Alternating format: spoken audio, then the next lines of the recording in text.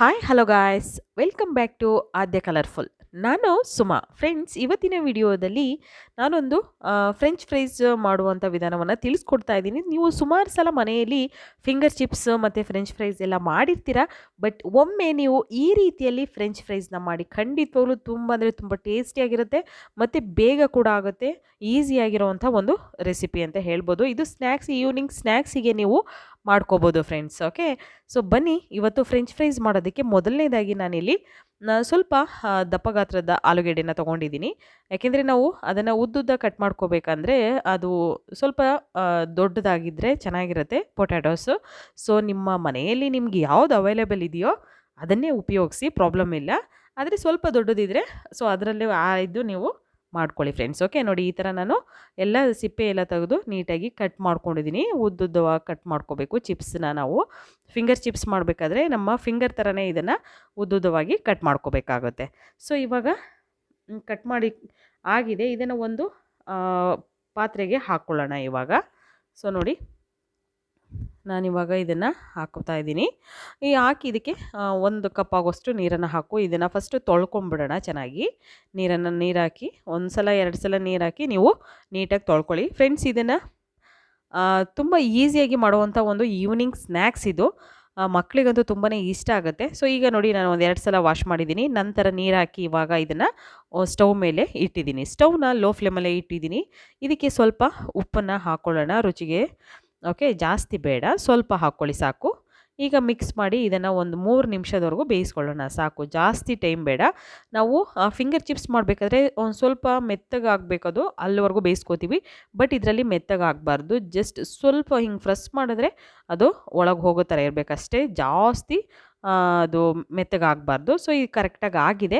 ಇದನ್ನು ಒಂದು ಸ್ಟೈನರಲ್ಲಿ ಈಗ ನಾವು ತೆಗೆದಿಟ್ಕೊಳ್ಳೋಣ ಫ್ರೆಂಡ್ಸ್. ನಿಮಗೆ ನನ್ನ ವಿಡಿಯೋ ಇಷ್ಟ ಆದರೆ ಪ್ಲೀಸ್ ನನ್ನ ಚಾನಲ್ನ ಸಬ್ಸ್ಕ್ರೈಬ್ ಮಾಡ್ಕೊಳ್ಳಿ ಫ್ರೆಂಡ್ಸ್. ಹಾಗೆ ಲೈಕ್ ಮಾಡಿ, ಶೇರ್ ಮಾಡಿ ಫ್ರೆಂಡ್ಸ್. ಓಕೆ, ಈಗ ನಾನು ಒಂದು ಸ್ಟೈನರಲ್ಲಿ ಹಾಕಿದ್ದೀನಿ. ಸ್ವಲ್ಪ ಬಿಸಿ ಇರೋದ್ರಿಂದ ನಾವು ಇದಕ್ಕೆ ಸ್ವಲ್ಪ ತಣ್ಣೀರನ್ನು ಹಾಕ್ಕೊಳ್ಳೋಣ. 1 ಕಪ್ ಆಗೋಷ್ಟು ನೀರನ್ನು ಮೇಲ್ಗಡೆ ಈ ಥರ ಹಾಕ್ಕೊಳ್ಳಿ. ಹಾಕಿದ ನಂತರ ಒಂದು ಬಟ್ಟೆ ಮೇಲೆ ನಾನು ಹಾಕೋತಾ ಇದ್ದೀನಿ. ಸೊ ನೋಡಿ, ಈ ಥರ ಜಸ್ಟ್ ಫ್ರೆಸ್ ಮಾಡಿ ಒಂದು 2 ರಿಂದ 3 ಸೆಕೆಂಡ್ ಈಗ ಬಟ್ಟೆ ಮೇಲೆ ಹಾಕಿದ್ರೆ ಸಾಕು. ಇಲ್ಲಿ ಇವಾಗ ನಾನು ಸ್ವಲ್ಪ ಒಂದು ಪ್ಯಾನ್ ಇಟ್ಕೊಂಡಿದ್ದೀನಿ. ಇದಕ್ಕೆ 1 ಟೇಬಲ್ ಸ್ಪೂನ್ ಆಗುವಷ್ಟು ನಾನು ಬಟರ್ ಹಾಕೋತಾ ಇದ್ದೀನಿ. ಸೊ ಈಗ ಬೆಣ್ಣೆ ಎಲ್ಲ ಕರಗಲಿ, ಸ್ವಲ್ಪ ಬೆಣ್ಣೆ ಕರಗಲಿ. ಇದಕ್ಕೆ 1 ಟೇಬಲ್ ಸ್ಪೂನ್ ಆಗುವಷ್ಟು ಆಯಿಲ್ನು ಕೂಡ ನಾನು ಹಾಕೋತಾ ಇದ್ದೀನಿ ಫ್ರೆಂಡ್ಸ್. ಈಗ ಬೆಣ್ಣೆ ಎಲ್ಲ ಕರಗಿದೆ. ನಂತರ ಈಗ 1 ಟೇಬಲ್ ಸ್ಪೂನ್ ಆಗುವಷ್ಟು ಇಲ್ಲಿ ಚಿಲ್ಲಿ ಸಾಸನ್ನ ತೊಗೊಂಡಿದ್ದೀನಿ ನಾನು, ರೆಡ್ ಚಿಲ್ಲಿ ಸಾಸು. ಸೊ ಇದನ್ನು ಹಾಕಿ ಮಿಕ್ಸ್ ಮಾಡ್ಕೊಳ್ಳೋಣ.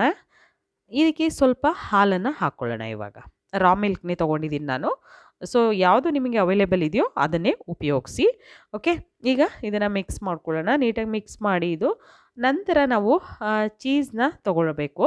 ಸೊ ಚೀಸು ನಾನಿಲ್ಲಿ ಮೀಡಿಯಮ್ ಆಗಿ ಸಿಗುವಂಥ ಒಂದು 10 ರೂಪಾಯಿನೋ 15 ರೂಪಾಯಿ ಪ್ಯಾಕ್ ಇರುತ್ತೆ ಇದು.